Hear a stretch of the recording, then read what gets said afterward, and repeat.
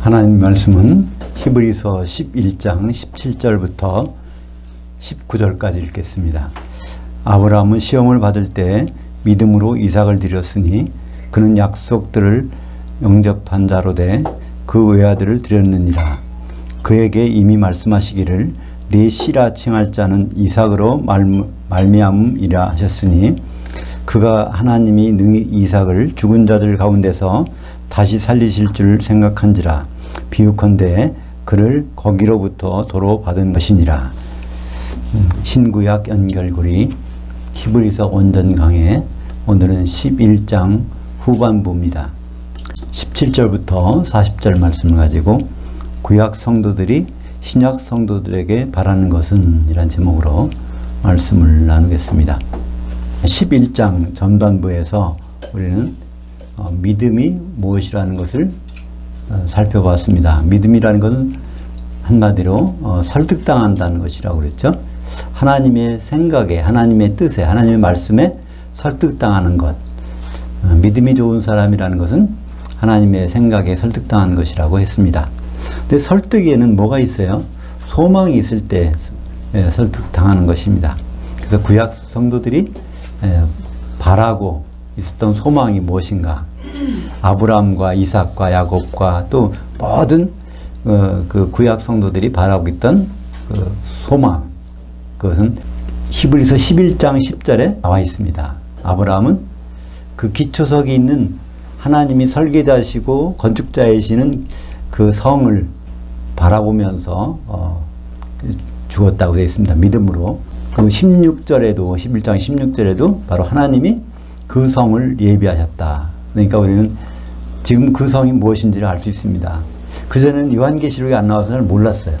근데 우리는 요한계시록 21장 14절을 보니까 그 성의 성곽에 12기초석이 있는데 어린 양이 12사도의 12 이름들이 있더라. 그래서 기초석이 있는 그 새 예루살렘 성이 아브라함과 모든 구약 성도가 바라고 기다리다가 죽어 있는, 죽은 가운데서도 기다리고 있는 소망이라는 것을 우리는 발견했습니다. 오늘은 이제 후반부로서 아브라함의 구체적인 믿음의 행위를 보고자 합니다. 17절에 보니까 아브라함이 시험을 받을 때 마지막 시험이죠. 이 다음에는 아브라함이 시험이 없었어요. 그러니까 그 갈대아 우르에서 부터 하란까지 갔다가 거기서 가나안 땅까지 왔는데 그 다음에도 여러 가지 사안들이 있었습니다.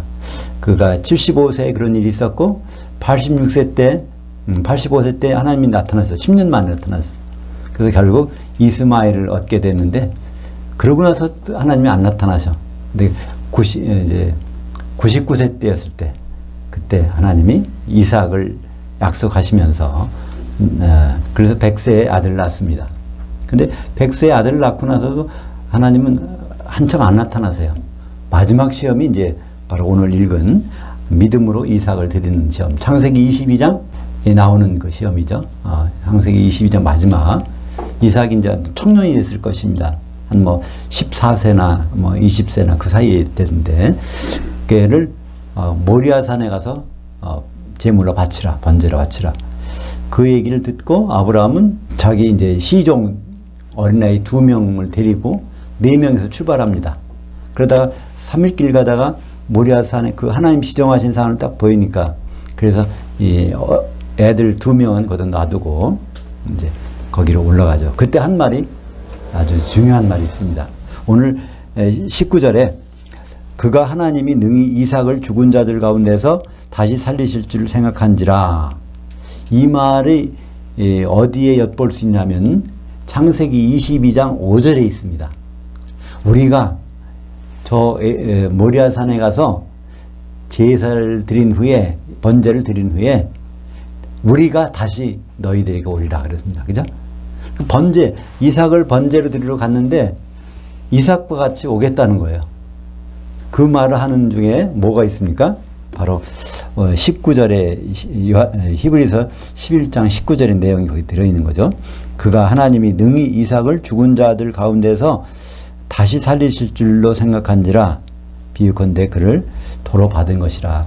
그러니까 번제로 드렸어도 도로 받을 것, 살려서 받을 것을 알았기 때문에 그 아이들에게 내가 이삭과 같이 오겠다 하는 말을 하고 하는 것을 볼 수 있습니다.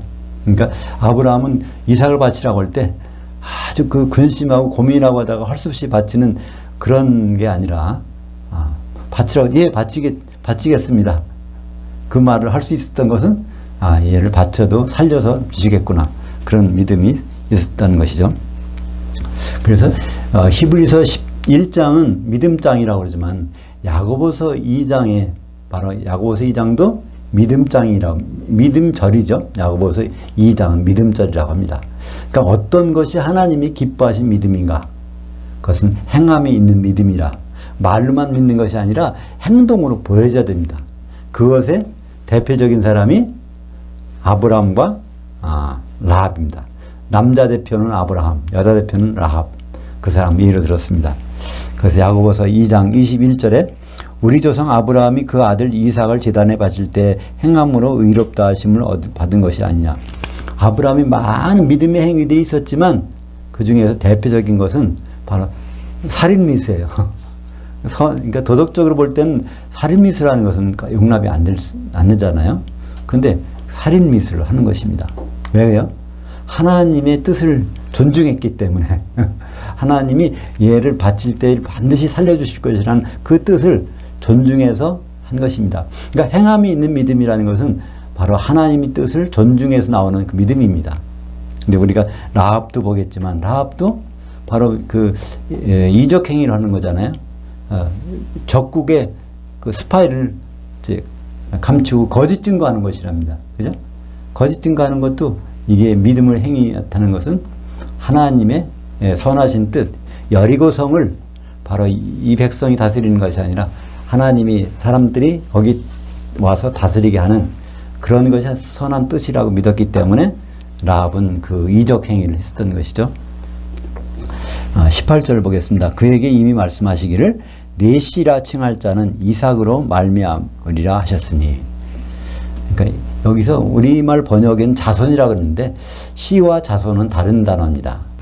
자손과 씨는 다른, 자손을 헬라어로 휘오스, 아들이란 뜻도 되죠. 씨는 스페르마, 다른 단어입니다. 근데 우리말 번역은 자손이라고 번역했는데 실제는 씨입니다. 예수님은 아브라함의 자손이 아니에요. 아브라함의 씨죠. 아브라함을 있게 한 근본적인 분이 예수님이십니다. 왜냐하면 창세전부터 계셨으니까, 아브라함이 있기 전부터. 그래서 근데 그 씨가 이삭이 그 씨를 대변한다는 것입니다. 근데 그 이삭은 마태복음에 나오죠. 아브라함의 아들, 다윗의 아들, 예수 그리스도의 계보라. 그때 아브라함의 아들이 바로 이삭이라고 나옵니다. 아브라함은 아들이 8명 있었어요. 그죠?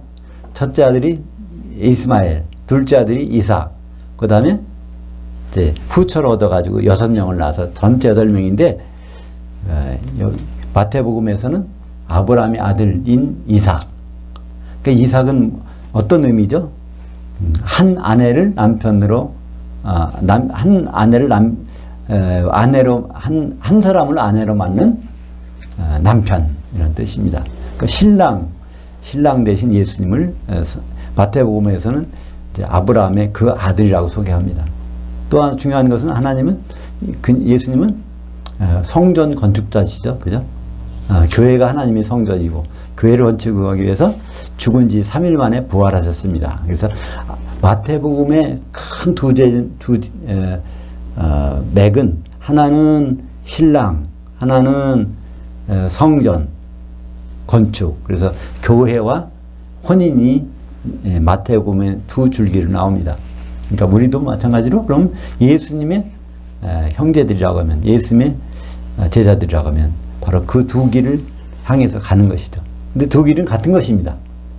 교회가 완성되면 어린 양의 신부가 되고, 교회가 완성되면 하나님의 성전이 되는 거니까, 새 예루살렘이 바로 어린 양의 신부이면서 하나님께서 거하시는 성전이 되는 것입니다. 그래서 그때 그 이삭의 위치를 오늘 히브리서에서 다시 한번 발견할 수 있는 것이죠. 갈라디아서 4장 16절에 이 약속들은 아브라함과 그 씨에게 말씀하신 것인데 여럿을 가리켜 그 씨들이라 하지 아니하시고 오직 한 사람을 가리켜 내 씨라 하셨으니 곧 그리스도라. 그러니까 아브라함을 통해서 이삭을 통해서 씨가 나온다는 거예요. 어떤 씨? 아브라함을 있게 했던 씨가 바로 이제 예수 그리스도께서 그 혈통으로 이 세상에 나타나실 것을 말씀하고 계신 것입니다. 19절입니다. 그가 하나님이 능히 이삭을 죽은 자들 가운데서 다시 살리실 줄로 생각한지라. 비유컨대 그를 거기로부터 도로 받은 것이라. 이것이 바로 아브라함의 믿음입니다. 아브라함의 믿음이라는 것은 하나님께 설득당하는 거예요. 그죠? 하나님이 그 씨를 주신다 그랬고, 그 씨는 원래부터 있었던 건데, 그 씨를 통해서 그 씨가 어떻게 해요? 하늘의 별처럼, 바다의 모래처럼 그렇게 많게 이루어진다는 것입니다. 그게 바로 이기는 자로 나타나죠. 요한계시록 7장 15절에 거기에 흰옷 입은 그 무수히 셀 수 없는 무리 위에다가 장막을 치시는 거, 하나님의 장막을 치시는데 그 장막이 결국 어떤 장막이죠? 아브라함이 들어가 살 장막, 새 예루살렘 성이 되는 것입니다. 요한계시록 1장 15절에 또 믿음의 증인으로 죽은 자들 가운데서 맏아들 되시고 땅의 왕들의 머리가 되신 예수 그리스도. 그래서 죽은 자들 가운데서 나와야 맏아들이 되시죠. 다시 말해서 하나님의 아들들이 많이 생겨나려면 예수님이 반드시 죽으셔야 돼. 그래야 맏아들 되시니까. 외아들로서는 할 수 없어요. 그러니까 예수님이 십자가 달리시기 전에 하신 말씀이 요한복음 12장 24절입니다. 하늘의 밀알이 땅에 떨어져서 이게 죽지 않으면 열매를 맺을 수 없는데 이게 죽으면 많은 열매를 맺느니라. 그러니까 내가 하늘의 밀알이 돼가지고 떨어졌다가 이제는 맏아들로 나올 것이니까 그때 하나님의 아들들이 많이 생길 거야. 그 말씀을 십자가 지기 전에 하시고 죽으셨습니다. 20절 보겠습니다. 믿음으로 이삭은 장차 있을 일들에 대하여 야곱과 에서에게 축복하였으며, 이 장차 있을 일, 축복할 때 어떤 사건이 있었죠. 처음에는 이삭은 그 생각이 없었어요. 잊어버렸어. 그래서 이제 장자인 에서에게 축복한다고 했지만 사실은 그 전에 사건이 있었잖아요. 이삭의 아내는 리브가입니다. 리브가는 불임증 환자예요. 40세에 결혼했는데 20년이 지나도록 애가 안 생겨. 그러니까 그때 이삭이 기도를 합니다. 애 갖도록. 그래서 잉태를 해요. 근데 그때부터 이제 어떤 하나님의 일이 벌어져. 임신했는데 막 싸우거든요, 둘이. 그때 하나님의 뜻이 이제 거기서 선포됩니다. 바로 이 중에서 복 중에서 큰 자가 작은 자를 섬기리라. 그래서 이제 쌍둥이를 낳았어요. 에서가 큰 자야. 저기 작은 자고, 야곱이 작은 자고. 근데 에서가 계속 나이가 자랄수록 한 70세가 넘었는데도 작은 자를 섬기지 않네. 그러니까 그 집에 향한 하나님 뜻이 이루어지지 않으니까 야곱과 리브가는 결심을 합니다. 얘가 장자로서 큰 자가 돼가지고 바로 작은 자 된 그를 섬기는 일을 해야 됐다. 그런 일을 바로 벌입니다. 어떻게 보면 인간적으로 보면 야비한 일 같지만 그건 재산을 탐내서 그 일을 한 것이 아니에요. 하나님의 뜻을 존중해서 그 일을 벌입니다. 그 일을 벌이면 당장 피비린내 나는 그 사건이 벌어지지 알면서도 리브가는 그렇게 한 것이죠. 야곱도 그렇게 했고 결과는 결국 거기서 도망가게 됩니다. 그때 이제 외삼촌 집에 가서 20년을 있다가 다시 거부가 돼가지고 어디로 와요? 딴 데 가서 잘 살 수 있는데 바로 형한테 오는 거예요. 그래서 형한테 와서 첫 마디가 뭡니까? 내 주여, 아도나이, 아도나이 하면서 주로 섬깁니다. 이미 형은 끈떨어진 뭐예요? 그걸 뭐라 그러나? 이미 이제 장자의 명분을 잃어버리는데, 근데 그러니까 작은 자가 된 거죠. 근데 야곱이 큰 자로서 이제 섬깁니다. 정말 큰 자가 되는 건 한번 그 전에 나오죠. 약복강을 넘기 전에 거기에서 하나님은 야곱을 이스라엘로 세워주십니다. 가장 큰 자를 세워주세요. 그래서 이스라엘로서 작은 자, 형을 섬기는 장면이 나옵니다. 바로 그것은 예수 그리스도의 모습이죠. 그죠? 예수님은 아주 큰 자인데 작은 자가 돼서 섬기시는 그 모형으로 거기에서 우리에게 말씀해 주고 계신 것입니다. 그때 이제 이삭은 그 내용을 알고서도 결국 그렇게 축복하는 것이죠. 처음으로 돌아가서 리브가 뱃속에서 들었던 그 말씀으로 축복을 해줍니다. 그리고 21절에도 야곱의 믿음, 그러니까 야곱이 죽을 때도 결국 그런 믿음으로 축복을 해주고, 그 다음에 모세, 23절에는 모세의 부모가 나옵니다. 그들은 생각이 항상 똑같았어요. 그래서 그 다음에 22절에는 저기 순서가 좀 잘못됐네요. 22절에는 요셉이 나오고 23절에는 모세가 나오고. 근데 이 모세가 한 일은 무엇입니까? 이스라엘 백성들을 그들을 구하기 위해서 이제 한 일이에요. 그래서 그 수욕을 당하는데 26절에 보면 그리스도를 위하여 받는 수모를 애굽의 모든 보화보다 더 큰 재물로 여겼으니 이는 상주심을 바라봅니다. 모세가 한 일은 사실 그리스도를 위해서 한 일은 아무것도 없어요. 누굴 위해서 했어요? 하나님 백성 이스라엘을 위해서 했어. 근데 이걸 통해서 우리는 뭘 알 수 있죠? 이스라엘 백성은 결국 그리스도다. 이스라엘이 그리스도라는 것을 여기서 설명해 주고 있습니다. 그리스도를 위해서 받는 수모가 결국 바로 이스라엘 백성을 위해서 받는 수모가 되니까, 그러니까 우리는 요한계시록에서 그걸 알 수 있죠. 요한계시록 이스라엘 12지파 나오는데 그것은 유대인, 피부치 유대인을 뜻하는 것이 아니라 성도들, 바로 예수님의 형제들, 바로 그 이스라엘하고 그들을 통해서 새 예루살렘 성을 만드는 과정을 볼 수 있습니다. 그 모세는 결국 출애굽하기 직전에 하나님이 지시하신 대로 어린 양을 잡아서 그거를 각 이스라엘 백성들이 문설주에 입구에 바르게 되죠. 그거를 바른 데는 죽음의 사자가 넘어갑니다. 그러니까 그 피만 보면 넘어가신다는 거예요. 그 속에 누가 있든 관계없어요. 그죠? 예수님 품은 그렇게 능력이 있습니다. 그 예수님의 피가 있는 곳에 들어가 있으면 가장 안전한 것이죠. 그것이 또 하나의 모형이 바로 노아의 방주 아닙니까? 그런 예수님의 피의 능력을 여기서 실제로 행하는 예식을 한 것을 볼 수 있습니다. 그래서 홍해를 건넜어요. 놀라운 사건이죠.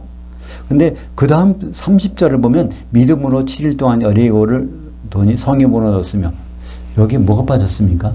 홍해를 건너서 광야 생활하는 거, 요단강을 걷는 거, 그것이 믿음의 사건에는 안 나와요. 그들이 광야 생활한 건 다 뭐 때문에 했죠? 그들이 믿음이 없어서 광야 생활을 한 거예요. 38년 동안 거기 헤맨 것은 왜 헤맸을까요?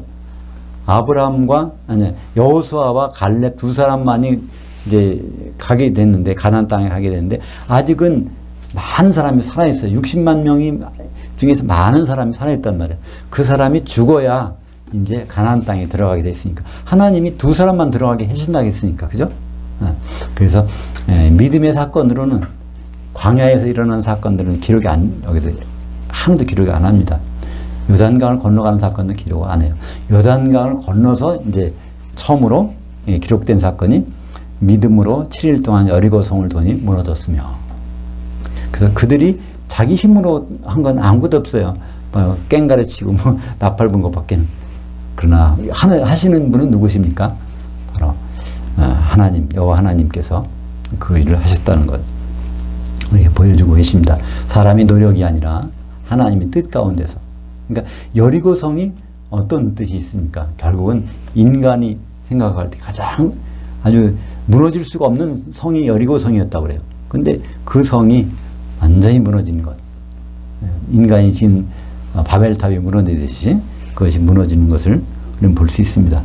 그때 결정적인 역할을 한 사람이 여리고성의 기생 라합. 그가 그 정탐꾼 2명을 숨겨주고 그들을 안전하게 보냈습니다. 그래서 이제 하나님이 그 일을 드디어 시작하십니다. 야고보서 2장 25절에 또 이와 같이 기생 라합이 사자들을 접대하여 다른 길로 나가게 할 때 행함으로 의롭다 하심을 받은 것이 아니냐. 이것을 율법으로 보면 아브라함이나 라합이나 이건 십계명을 어긴 거예요. 그죠?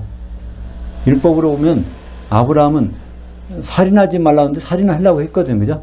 그러니까 십계명이 어긴 거고, 또 여기 라합은 거짓 증거하지 말라고 그랬는데 이건 거짓말 했거든. 그죠? 그러니까 이건 율법은 어긴 거지만 그러나 하나님의 뜻을 존중했기 때문에 여기서 바로 그 믿음의 대표자로 성경이 기록되어 있는 것을 볼 수 있습니다. 우리가 과연 어떤 믿음을 하나님이 받으실까? 우리의 믿음 받으실까? 우리는 두 샘플이 있습니다. 구약에서는. 그죠? 아브라함과 라합. 그것도 아브라함이 여러 가지 일 중에서 다른 것 빼고 살인미수 사건, 또 라합에서는 그 이적행위한 사건, 그것을 행함이 있는 믿음이라고 보여주셨습니다. 그 이유는 하나님의 마음을, 하나님의 생각을 읽고서 그걸 행동으로 옮겼기 때문에 우리의 어떤 생각을 가지고 하나님이 일을 하는 것이 아니라 하나님의 뜻을 존중했기 때문에. 그것을 맨 처음에 한 사람이 누구죠? 아담입니다. 그죠? 아담이 선악과 먹으면 이건 계명을 어기는 거야. 근데 하나님 뜻을 존중하려면 안 먹을 수가 없거든. 그죠? 남자가 부모를 떠나 그 아내와 합해서 한 몸이 되라고 했는데 그 약속을 받아놓고 안 먹고 있으면요, 그건 생리별을 하는 거야. 자기 아내는 죽음으로 가고 자기는 살고. 그래서 하나님 뜻을 존중하는 것을 아담 때부터 우리에게 보여주고 계십니다. 이제 여러 사람들 일일이 기록하지 않고 32절 보니까 내가 무슨 말을 더하리요? 기드온, 바락, 삼손, 입다, 다윗 및 사무엘과 그 선지자들이 일을 말하려면 내게 시간이 부족하리로다. 여기 나라는 단어가 나오죠. 이 나라는 것은 히브리서를 기록한 사람입니다. 기록한 사람이 누구라는 것은 우리는 알 수는 없지만 여러 가지 정황으로 사도 바울밖에는 기록할 사람이 없다는 것을 여러 번 목격했습니다. 그죠? 그 중에 9장에서는 금향로가 위치가 율법과는 달라. 그 셋째 하늘에 있는 걸 기록했단 말이에요. 그러니까 셋째 하늘에 갔다 온 사람이 히브리서를 썼구나. 또 10장에서는 10장 25절 예수님 앞에 모이는 모임, 그 단어 에피슈나고게라는 그 단어를 사도 바울이 데살로니가 후서 2장 1절에 썼었는데 그 단어가 바로 주님 앞에 공중에서 모이는 그 에피슈나고게라는 모임의 단어가 히브리서 10장 25절에 나옵니다. 그래서 33절, 34절, 35절을 보면 나머지 여러 사람들을 누구를 호명하지 않고 그런 일을 했다고 기록을 했습니다. 그 중에 33절에 보면 사자들 입을 막기도 하며, 이게 여러 사람이 있지만 그 대표적인 사람이 삼손이죠. 사사기 14장 5절과 6절에 보면 사자를 입을 그냥 아예 찢어버려. 삼손이. 그 일은 어떻게 해서 했을까요? 인간인데 하나님이 그걸 이렇게 하실 것을 기뻐하신다는 생각 때문에 그런 인간적인 두려움은 다 사라지고 그 일을 할 수 있던 것을 볼 수 있습니다. 그 다음에 34절에 불의 세력을 멸하기도 하며, 이건 다니엘의 친구인 사드락, 메삭, 아벳느고 3장 다니엘서 3장 23절에 바로 여호와 하나님만을 섬기다가 불에 들어가는데 그 불에 태우지를 못해요. 거기 가보니까 인자 같은 이가 거기 속에 같이 계시다고 그랬어. 아마 하나님이, 예수님이 잠깐 어떤 누굴 이제 복사해서 보내셨던 모양이에요. 그래서 그 세 친구들이 불문포 속에 들어가서 그들이 살았습니다. 대신 누가 죽어요? 그 속에 들어보내라고 한 그 대신들이 그 속에 들어가서 죽는 장면이 나옵니다. 35절 보면 여자들이 죽은 자들을 부활로 받기도 하며, 그러니까 아들이 죽어서 있는데 그것을 살려준 경우가 두 번 나오죠. 엘리야의 경우에 나오고 또 엘리사의 경우도 나와요. 그죠? 아들 죽었는데 살려줘. 그러니까 이 부활은 어떤 부활일까요? 죽었다가 사는 거야. 우리가 생각하는 부활이 아니야. 그죠? 우리가 생각하는 부활은 영의 몸을 입고 나오는 거예요. 그죠? 그 부활을 맨 처음에 한 분은 예수님밖에 없어요. 그죠? 그리고 앞으로도 주님 오실 때까지 그런 부활은 없어요. 두 번째는 누구라고 하니까? 바로 주님이 강림하실 때 그에 속한 자들이라고 하니까. 그 부활을 우리는 해야 되는 것이고, 또 그 부활 중에서 또 진짜 부활이 있어요. 더 좋은, 그걸 말하는 더 좋은 부활이라고 해요. 바로 부활을 해서 예수님 앞에 섰다가 쫓겨나지 않고 혼인잔치에 들어가서 천년왕국에 들어가는 부활이, 이거를 성경에서는 더 좋은 부활이라고 하는데, 오늘 11장 35절에 이제 후반절에 또 어떤 이들은 더 좋은 부활을 얻고자 하여 심한 고문을 받되 구차히 풀려나기를 원하지 아니하였으며. 이걸로 봐서도 우리는 뭘 알 수 있어요? 사도 바울이라는 걸 알 수 있어요. 이 기록자가 더 좋은 부활이 있다는 것을 사도 바울은 알고 있단 말이에요. 요한복음 5장 29절을 보죠. 선한 일을 행한 자는 생명의 부활로, 악한 일을 행한 자는 심판의 부활로 나오리라. 이때 선과 악이 있어요. 하나님께 선한 일을 하는 사람은 생명의 부활, 죽지 않아요. 혼인잔치에 들어가서 천년왕국에 가는 거예요. 근데 악한 일을 한 사람들은 예수님 앞에서 쫓겨나서 불못에, 불 섞인 유리바다에서 천년 동안 지내게 되는데, 그것을 심판의 부활이라고 요한 기록하고 있습니다. 그걸 마태복음에는 또 영생 영벌로 기록하고 있어요. 그죠? 마태복음 25장 46절에 보면 염소들은 어디에 들어가요? 영벌에. 양들은 어디에 들어가죠? 영생에. 염소와 양은 어떻게 구분되죠? 양들은 예수님의 사도들에게 잘 대접해서, 염소는 그렇지 못했어요. 그죠? 우리가 예수님의 사도, 12사도를 잘 대접하는, 아주 적은 자에게도 잘 대접하는 방법은 뭐죠? 신약 성경의 사소한 부분까지라도 존중하는 거예요. 잘 대접하는 것. 그렇지 않고 함부로 하는 것은 바로 염소 취급을 받게 됩니다. 양과 염소는 완전히 아주 극과 극의 자리에 들어가죠. 그래서 영벌이라는 것은 한 시대의 벌, 영생이라는 것은 한 시대의 생. 그러니까 우리는 그냥 영생, 영벌, 영원한이라는 뜻으로 사용하고 있지만, 이거는 한 시대라는 말입니다. 한 시대. 형용사예요. 한 시대의. 바로 시대는 아이온. 이게 형용사가 되면 아이오니오스. 그래서 신약 성경에는 아이오니우스라는 말이 굉장히 많이 나오는데, 전부가 번역을 영원한, 영생, 이렇게 번역해 놨어요. 그것은 한마디로 한 시대입니다. 그 시대는 언제죠? 이 세상의 시대가 끝나고 예수님 오셔서 시작되는 새로운 시대, 천년왕국이죠. 그죠? 그래서 영생이라면 천년왕국에서 예수님과 같이 지내는 삶이고, 영벌이라면 천년왕국을 떠나서 천년왕국이 아닌 지옥에서 천년 보내는 것을 영벌이라고 성경에서는 말하고 있습니다. 그러니까 이런 차이가 있는 것이 바로 더 좋은 부활의 차이라는 거예요. 부활은 다 합니다, 우리는. 그렇죠? 근데 영생에 들어가는 부활은 혼인잔치에 들어가는 거고, 영벌에 들어가는 것은 지옥에 들어가는 것. 그것이 바로 고린도전서 15장 23절에 그러니까 우리가 부활하는 것, 영의 몸을 입는 순서를 설명해 주고 있습니다. 볼까요? 거기에 세 가지가 나와요. 예수님이 영의 몸을 입는 부활, 그리고 우리 성도들이 영의 몸을 입는 부활, 그 다음에 맨 마지막에 천년왕국 끝에 가서 이제 바다와 사망과 음부에서 사람들이 영의 몸을 입고 심판받으러 나오는 부활. 한번 같이 읽어볼까요?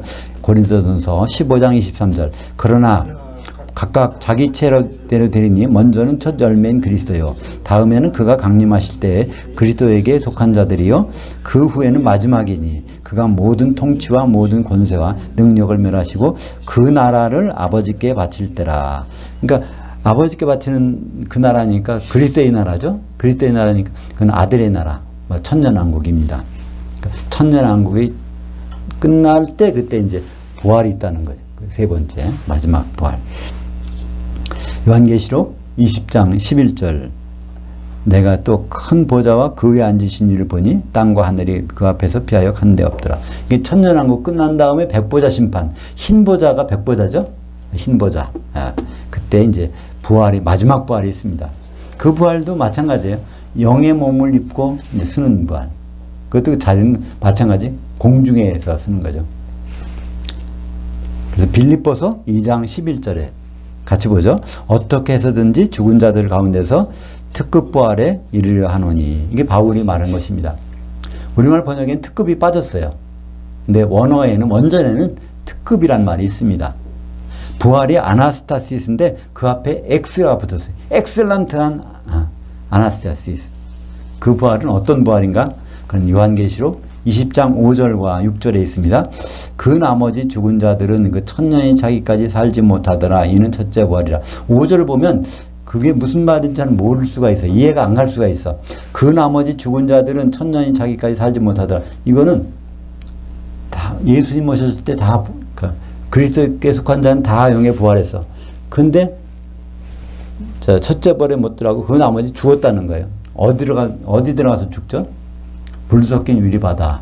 거기는 불 섞인 유리바다. 요한계시록 18장 21절엔 죽었다는 말이 안 나와요. 불 섞인 유리바다에 던져지는 것이 나와.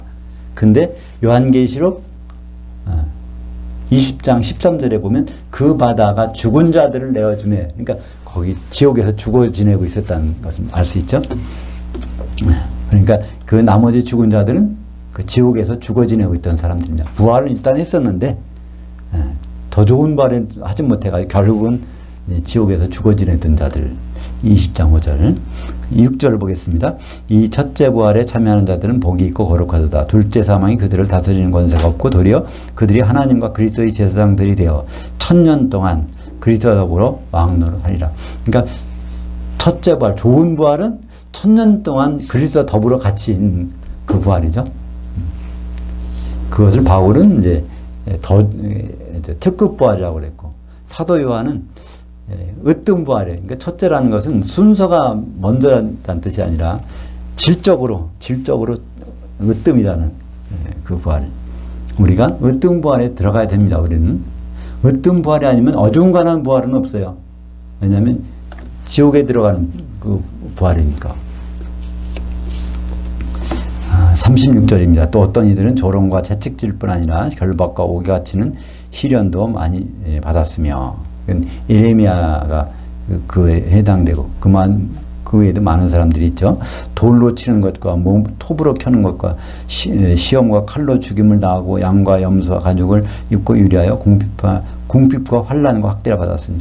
여기는 누가 그랬다는 건 안 나와요. 근데 성경에 보면 거기에 나봇이 아합의 부인에게 해서 결국 이 사람이 포도원을 안 파니까 그 포도원을 뺏으려고 돌로 쳐 죽이는 장면이 나옵니다. 그러니까 또 마지막으로 선지자 스가랴가 돌로 맞는 장면이 나오고, 또 그 톱으로 켜는 것, 이거는 성경에서 밝혀져 있지는 않지만 전승으로는 이사야가 톱으로 켜서 죽었다는 전승이 있어요. 그러니까 이런 일들이 있었지만 그거를 감당할 수 있다는 것은 이 세상 삶이 다가 아니라 부활에서부터 진짜의 삶이다. 그것을 설득당하는 믿음이 있었다는 거예요. 그렇죠? 그 믿음 때문에. 그러니까 이 세상이 다라고 생각하면 그렇게 못 죽겠죠. 38절입니다. 이 사람들에게 세상은 적당하지 못했었도다. 그들이 광야와 산과 동굴과 토굴에 유리하였느니라. 이 대표적인 사람이 한 다윗이죠. 사무엘상 23장 14절에 15절까지 보겠습니다. 다윗이 광야에 요새에도 있었고 또 십광야 산골에도 머물렀으므로 사울이 매일 찾되 하나님이 그를 그의 손에 넘기지 아니하시니라. 다윗이 사울이 자기 생명을 빼앗으려고 나온 것을 보았으므로 그가 광야 수풀에 있었더니. 이제 다윗이 왕이 되기 전에 사울에게 쫓겨서 이런 쫓겨다니는 그런 일들이 뭐 때문에 그랬다고요? 믿음 때문에. 그죠? 믿음. 그러니까 자기 목숨을 건지고 다니는 것이 아니에요. 하나님이 다윗을 무엇으로 사용하시겠다는 자기의 그 믿음 때문에 이것을 알 수 있습니다. 결국 이 믿음으로 뭘 얻죠? 이 믿음으로 솔로몬을 얻죠. 그죠? 솔로몬을 얻고 결국 솔로몬을 통해서 예수님이 성전 건축하실 분이라는 것을 알려주시기 위해서. 솔로몬은 이 땅에다가 성전 건축한 자인데 예수님은 실제 성전을 건축하신 분입니다. 교회가 성전이죠. 3일 만에 일으키신 교회. 그 다음에 새 예루살렘 성. 39절 보겠습니다. 이 사람들은 다 믿음으로 말미암아 인정은 받았으나 그 약속된 것을 받지는 못하였으니. 그래서 그 사람들에게 약속된 것, 히브리서 11장 10절과 16절에 나왔던 기초석이 있는 그 성, 새 예루살렘 성, 그것을 그 사람들은 이렇게 약속은 못 받았어요. 인정은 받았지만, 그러니까 뭐라고 말할 수 있을까요? 무슨 수표? 보증수표이라고. 또 수표 날짜가 돌아오면 그 효력이 발생하는 그게 뭐죠? 어음? 약속음. 예. 그들은 이제 구약의 성도들은 약속음을 받고 죽은 거예요. 근데 약속음이 이게 실행이 되려면 우리가 해야 될 일이 있어. 그것을 이제 마지막에 40절에 얘기하고 있습니다. 이는 하나님이 우리를 위하여 더 좋은 것을 예비하셨은즉 우리가 아니면 그들로 온전함을 이루지 못하게 하려 하심이라. 여기서 오늘 제목이 나옵니다. 구약 성도들이 신약 성도들에게 바라는 것. 우리는 우리 자신을 위해서만 신앙생활을 하는 것 같지만 우리에게는 누가 있어요? 수많은 사람들이 딸려 있어요. 구약의 성도 아브라함부터 그 이전부터도 뭐 믿음의 사람들이 있겠지만 그 사람들은 우리만 바라보고 있는데 우리가 딴짓하고 있다면, 그죠? 그러니까 예수님과 결혼한다고 전혀 생각하지 않아요. 새 예루살렘을 우리가 구성할 거를 생각하지 않고 다른 일, 하나님께 복받아서 무슨 일을 해볼까 이런 걸 생각하는 거 있다면은 구약 성도들이 우리를 벌어볼 때 그들이 이제 자고 있지만 만약에 본다면 얼마나 참 우리를 응원하는 마음이 얼마나 좀 안타깝겠어요. 그죠? 우리가 선수들인데 이렇게 띄워주기를 바라는데 거기 제대로 못 띄워줄 때 그것이 바로 그들이 우리를 보는 그런 관점입니다. 히브리서 10장 39절 우리는 뒤로 물러가 멸망할 자가 아니요 오직 혼을 구원함에 이르는 믿음을 가진 자니라. 그러니까 우리는 다 거듭날 때 영이 구원받았어요. 그러나 혼을 구원함을 받아야 돼요. 혼에. 근데 뭐라고요? 혼의 구원함을 받는 것이 결국 새 예루살렘 성을 건축하는 거예요. 거기까지 완전히 가는 거예요. 그죠? 그 성이 돼야 구약 성도들이 거기 들어올 수 있으니까. 그래서 혼의 구원이 얼마나 중요한지 우리는 다시 한번 생각해 볼 수 있습니다. 근데 혼의 구원은 간단해요. 여러 가지 수식어가 필요 없어. 누가? 이기는 자가 되면 돼. 그죠? 요한계시록 3장 12절 이기는 자는 내 하나님 성전의 기둥이 되게 하리니 그가 결코 다시 나가지 아니하리라. 하나님이 성전이 되는 것, 그게 바로 새 예루살렘이 완성되는 것인데 그건 누가 된다고요? 그건 이기는 자가.